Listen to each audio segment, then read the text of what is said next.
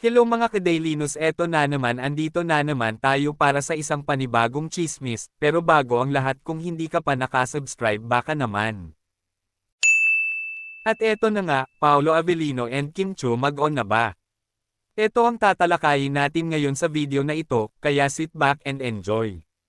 Makikita ang sweetness and chemistry ni Kim and Paolo on set and even on stage. Iba raw yung closeness nilang dalawa dahil si Kim umano ang takbuhan ni Paolo tuwing meron itong problema, kaya grabe na lang yung pag-iingat nito kay Kim.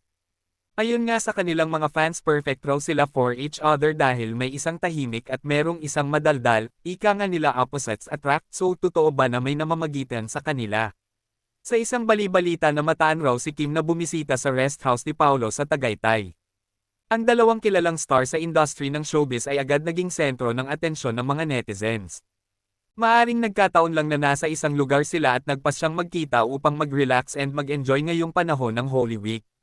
Sa ngayon ito'y usap-usapan lamang, maaring haka-haka lang ito at maari ring totoo, ngunit habang wala pang actual na konfirmasyon, ugaliin na lang nating i-respect and kanilang mga desisyon at abangan ang actual na konfirmasyon sa estado ng kanilang relationship. At dito po nagtatapos ang ating kwento. Maraming salamat po, hanggang sa muli.